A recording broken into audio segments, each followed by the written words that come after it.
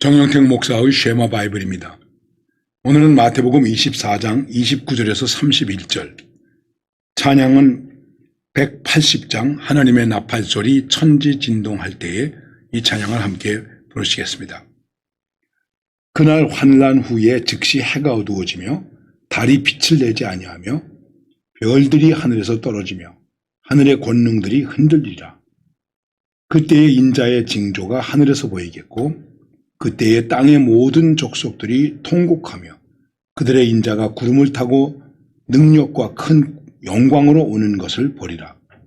저가 큰 나팔소리와 함께 천사들을 보내리니 그들이 그의 택하신 자들을 하늘 이 끝에서 저 끝까지 사방에서 모으리라.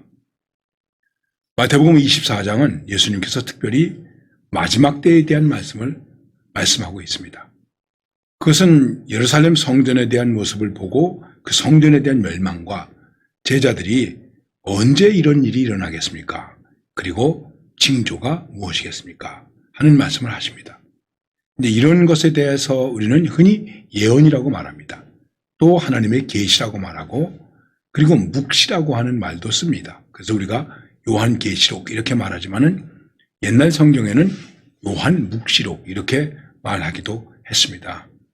이 말씀은 앞에 있을 일들에 대해서 우리들에게 보여주고 그리고 그 보여주는 것에 대해서 잘 대비하라고 하는 권고와 그리고 경고 이렇게 우리가 생각해 볼 수 있는 것입니다. 그런데 그냥 예언이라고 하지 않고 그 예언을 묵시라고 얘기하기도 하는데 왜 묵시라고 얘기할까? 여러 가지로 또 많은 설명이 필요하겠습니다만은 여기에는 우리가 이해할 수 없는 많은 일들이 있기 때문에 그런 것입니다. 그 일들의 표적이 많습니다. 징조가 많습니다. 하늘에서 있습니다. 땅에서 있습니다. 우리가 살고 있는 삶의 자리에서 있습니다. 그리고 관계 속에서 있습니다. 크게 얘기하면 전쟁이며 기근이며 지진이며 전염병이며 그 다음에 하늘에서 별이 떨어지고 해가 달이 빛을 잃어버리고 이런 천체와 자연의 여러 가지 현상들이 일어나고 있다고 하는 것입니다. 자연현상을 보면서 또 우리 인간 관계 속에서 우리가 살고 있는 삶의 자리 속에서 그 다음에 신앙과의 관계 속에서 여러 가지로 개인적으로 종말, 주님의 다시 오심, 심판 이런 것에 대한 징조가 보여진다는 것입니다. 그렇습니다. 우리가 종말을 얘기할 때 크게 말하면 우주적인 종말을 얘기합니다. 예수님의 다시 오심 이런 것은 우주적인 종말입니다. 그리고 그 종말은 그리스도인이 말하는 종말은 반드시 예수님께서 다시 오신다, 재림하신다, 세컨드 커밍, 다시 오신다고 하는 이것과 밀접하게 관계가 되어 있습니다. 재림 혹은 강림, 예수님께서 다시 오시기 때문에 그런 것입니다. 그리고 개인적인 종말은 무엇과 관계가 있겠습니까? 죽음과 관계가 있습니다. 다 우리들은 죽음을 맞이하게 됩니다. 그런데 대개 죽음에 대한 징조가 내게 오고 있습니다. 문제는 이것을 감지하는 사람이 있고 이것을 깨닫지 못하는 사람이 있습니다. 그래서 어떤 사람들이 이상한 행동을 할 때 이렇게 말하죠. 죽을 때가 됐나? 갑자기 안 하던 짓을 하네? 이렇게 생각하는 사람들이 많이 있습니다. 여러분은 우리의 종말에 대해서, 우리의 마지막에 대해서 어떻게 감지하고 있습니까? 자, 이제 중요한 말씀은 이것입니다. 어떤 징조가 있느냐, 어떤 표징이 있느냐, 어느 날이냐, 언제냐, 어디냐, 이것도 중요한 것이지만은 하나님의 말씀은 무엇이겠습니까? 이것입니다. 그때에, 즉 예수님께서 다시 오실 때에 큰 징조가 하늘에서 보이겠다. 그리고 땅에서는 모든 족속이 통곡하며 인자가 구름을 타고 능력과 권능으로 영광으로 오는 것을 보게 된다. 이렇게 말씀하고 있습니다. 심판의 모습이, 종말의 모습이, 예수님의 다시 오심의 모습이 어떤 모습일까? 그것은 우리가 상상할 수 없는 장엄한 모습, 위대한 모습, 큰 모습, 영광의 모습, 두려워할 수밖에 없는 모습이라고 하는 것입니다. 그냥 여기에 표현을 이렇게 한 것이지 우리의 말로 표현하기 어렵습니다. 요한계시록을 읽어보십시오. 굉장한 표현들이 나오고 있습니다. 그것은 우리가 표현할 수 있는 한계 속에서 가장 최대한의 장엄함과 위대함과 큰 것을, 놀라움을 표현하고 있는 것입니다. 우리가 마지막 때에 대해서, 주님의 심판에 대해서, 주님의 다시 오심에 대해서 이렇게 생각해야 되는데, 특별히 주님의 다시 오심에는 주님의 영광이 있다. 우리는 그 영광을 보게 된다. 그 영광 속에서 함께 영광을 누릴 수 있는가, 영광에 참여할 수 있는가, 아니면 그 영광이 우리에게 두려움이 되고 심판이 되고 저주가 되고 형벌이 될 수밖에 없는가. 이것만 우리에게 남아있는 것입니다. 모든 족속을 다 하나님께서 모으시는데 천사들을 보내리니 그들이 그의 택하신 자들을 하늘 이 끝에서 저 끝까지 사방에서 모으리라. 택하신 자가 누구입니까? 구원을 받은 자이죠. 복음을 듣고 회개해서 구원을 받은 자 모으는 것입니다. 마지막 때 우리는 이 반열에 들어가는 것을 말씀하고 있는 것입니다. 그러므로 우리가 오늘 말씀 속에서 생각할 때 마지막 때에 재림의 징조가 무엇이냐, 이게 중요한 것이 아닙니다. 과연 그 징조 속에서 진정으로 내가 어디에 있는지, 어떻게 해야 되는지, 믿음을 위해서, 주님의 재림을 위해서 그 앞에 내가 무엇을 준비하며 존재해야 되는지, 어떻게 깨어 있어야 되는지, 이것이 훨씬 더 중요한 것이라는 말씀입니다. 사람들은 예수님께 표적을 구했습니다. 하늘로서 오는 표적을 보여주세요. 예수님이 얼마나 많은 표적을 행했습니까?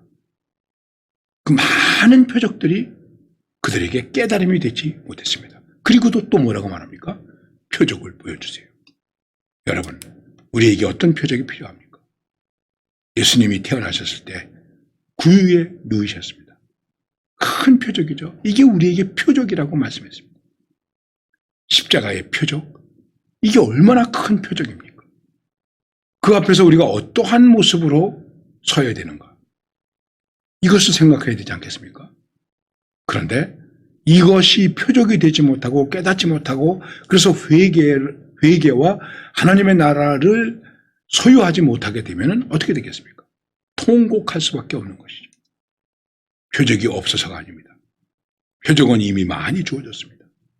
우리도 마찬가지입니다. 표적이 없습니까? 표적은 이미 많이 주어졌습니다. 지금도 표적은 많이 있습니다. 중요한 것은 정말 이게 나에게 믿음의 표적이 되는가, 의미의 표적이 되는가, 깨달음의 표적이 되는가, 하나님 앞에서 믿음으로 살아갈 수 있는 표적이 되고 있는가. 이것이 중요한 것입니다. 예수님은 이것을 말씀하고 계시는 것입니다.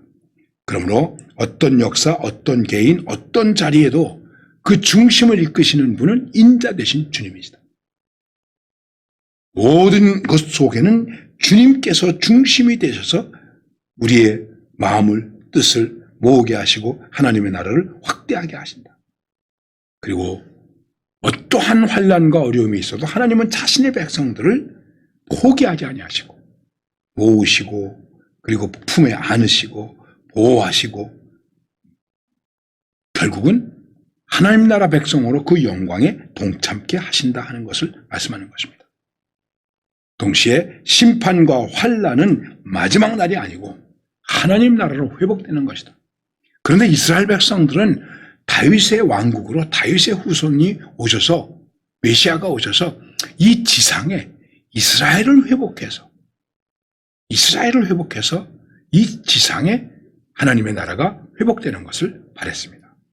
여기에서 예수님과의 충돌이 생기는 거예요. 그리고 예수님을 십자가에 못 박아 죽게 하는 원인도 되게 되었다. 이렇게 말씀드릴 수도 있는 것입니다. 우리는 두 가지가 다입니다. 두 가지가 다입니다. 하나님의 나라가 이 땅에서도 하나님의 나라에서도 그 영광으로, 그 위대함으로, 그 찬란함으로, 그 영광으로 이루어진다고 하는 것입니다. 여러분, 우리가 이 하나님 나라의 놀라움과 신비로움과 경이로움을 어떻게 할 수 있겠습니까? 이런 이솝우화가 있죠. 이솝우화가 있습니다. 이제 개구리의 새끼가 나가서 놀다가 소를 보고 놀랐습니다.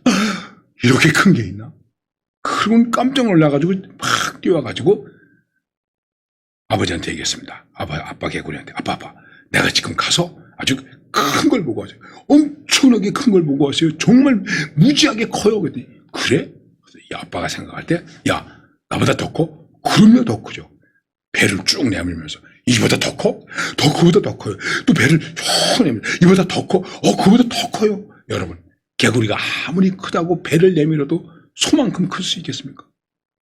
그 다음에 개구리가 더 배를 확 내밀면서 그러다가 그만 배가 뻥 터졌대요. 우스운 얘기죠. 하나님 나라의 영광, 그 심판, 재림의 영광, 우리가 무엇으로 말할 수 있겠습니까? 요한계시록에 보면 예수님의 모습에 대해서 광채가 나고 태양의 빛과 같고 금 같고 무슨 뭐 같고 막 얘기하고 그냥 우리의 표현일 뿐이에요.